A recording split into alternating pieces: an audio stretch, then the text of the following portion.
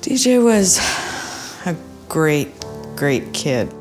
Just everybody loved him. He was a big teddy bear. Bubbly kind of guy, outgoing, very athletic. DJ was my younger brother. He was probably the most positive person I've ever met. We were hopeful he would become an architect or possibly take over my husband's business. We did everything imaginable that a father and son could do together. He said he was going to have 10 kids, which always made us laugh. He probably would have made someone a real good husband. 2 nights before the crash, he was with all his buddies. He was just sitting there and he looked at everybody and said, "You know, boys," he says, "what would you guys do if I was gone?" DJ was at a hockey tryout, and we were at the tryouts too, and we all left the arena together. We went outside and he put his equipment in his car, and then he drove away and we drove away, and as we were driving, we could see him ahead of us. So I pulled into Tim Hortons, was only in there for about 5 minutes. Then we get back on the highway and we drive down and we see a big crash. There was wreckage everywhere. I remember she texted him right away, "DJ, where are you?" And I said, no, it's not DJ, don't worry. Dean, my husband, pulled off to the side and he told me to stay in the truck. I said to Kim, I said, "Just wait, I'll run up and see." And it was, yeah, it wasn't good. It wasn't good.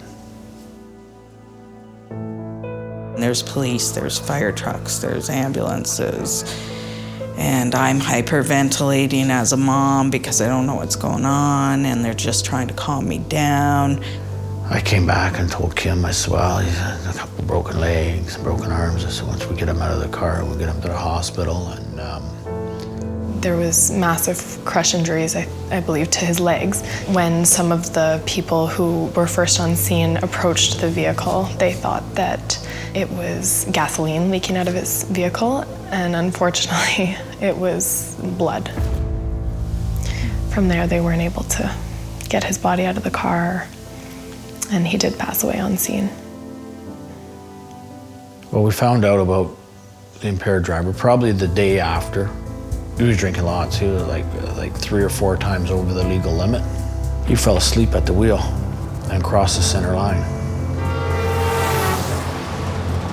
DJ tried to swerve out of the way, and he just didn't have time. He hit my son's car almost head on in the other lane. And basically crushed the entire driver's side of his vehicle. Well, with DJ gone, I'm robbed of a ton of things.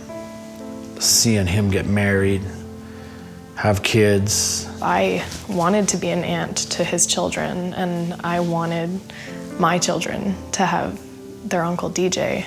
He was the completion to our circle, and the circle's been broken. Since this has happened, I feel such an emptiness. He's constantly somewhere in my thoughts. You know, people ask you, "How are you doing?" And you know, you learn to just say, "Oh, I'm fine," but really inside, you're not fine. I had never seen my father cry, and now I can't even count how many times I've seen him cry.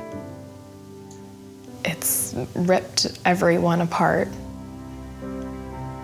If somebody would have just made one choice to not drink and drive, he would still be here.